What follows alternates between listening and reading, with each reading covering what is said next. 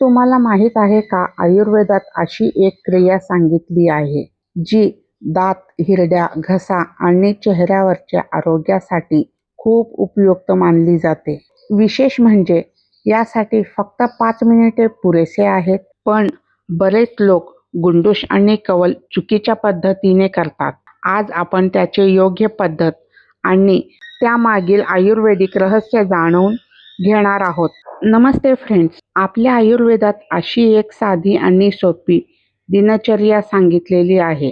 बरेच जण याला ऑइल पुलिंग म्हणून ओळखली जाते, पण आयुर्वेदात गुंडूश आणि कवल या दोन्हीचे वेगवेगळ्या क्रिया आहेत. आज आपण जाणून घेणार आहोत की गुंडूश आणि कवल म्हणजे नेमकं काय, ते कसे करायचे, त्याचे काय फायदे आहेत आणि कोणत्या व्यक्तीने ते करू नये. आधी पाहूया गुंडूश म्हणजे काय. गुंडूश म्हणजे तोंडामध्ये औषधी तेल किंवा कोमट पाणी इतक्या प्रमाणात भरायचं की ते तोंडात इकडून तिकडून फिरता येणार नाही. ते फक्त तोंडात भरून ठेवायचं असतं. तर कवलमध्ये तोंडामध्ये कमी प्रमाणात तेल किंवा काढा घेऊन ते व्यवस्थित तोंडभर फिरवली जाते.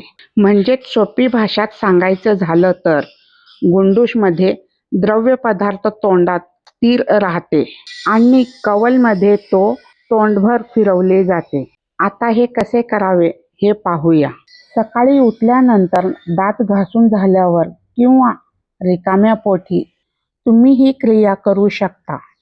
यासाठी तिळाचे तेल, खोबरेल तेल किंवा कोमट पाणी वापरू शकता.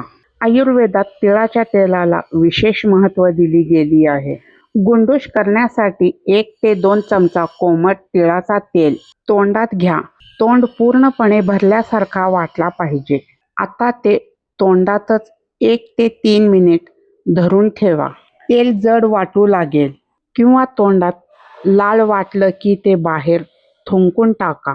त्यानंतर कोमट पाण्याने चुळा भरा. कवल करण्यासाठी 1 चमचा कोमट तेल किंवा कोमट पाणी तोंडात घ्या आणि हळूहळू तोंड भरा आणि फिरवा. साधारण 3 ते 5 मिनिटे हे क्रिया करा. नंतर ते थुंकून टाका. आता जाणून घेऊया त्याचे फायदे. नियमितपणे गुंडूश किंवा कवल केल्याने तोंडातील दुर्गंधी कमी होण्यास मदत मिळते. दात आणि हिरड्या निरोगी राहण्यास मदत होते. हिरड्यांची सूज, तोंड कोरडे पडणे आणि तोंडातील अस्वस्थता यामध्ये आराम मिळू शकते. ऑइल पुलिंगमुळे तोंडातील काही जीवाणूचे प्रमाण कमी होऊ शकते.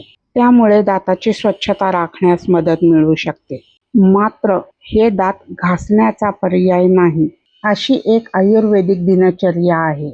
आयुर्वेदानुसार नियमित गुंडूश आणि कवल केल्यास आवाज स्वच्छ राहण्यास मदत मिळते. ओठ फाटण्याची समस्या कमी होण्यास आणि चेहऱ्यावरील स्नायूंना बळकट मिळण्यास मदत होते. पण काही गोष्टी लक्षात ठेवणे ते देखील खूप महत्त्वाचीच आहे. तेल किंवा काढा ज्यावेळेस आपण गुंडूश किंवा कवल करतो अशा वेळेस ते गिळू नये. घशात खूप लालसर झालेला असेल तर, तोंडामध्ये खूप जखमा झाले असेल किंवा उलटीचा त्रास होत असेल तर ही क्रिया टाळावी. लहान मुलांना ही क्रिया डॉक्टरांच्या सल्ल्याशिवाय करून देऊ नये. पण कोणत्याही आजारांवर हा एकमेव उपचार नाही. जर सतत हिरड्यातून रक्त येत असेल, दात दुखत असतील किंवा तोंडाच्या आरोग्याशी संबंधित गंभीर तक्रारी असतील तर डेंटिस्टचा सल्ला आवश्यक घ्या.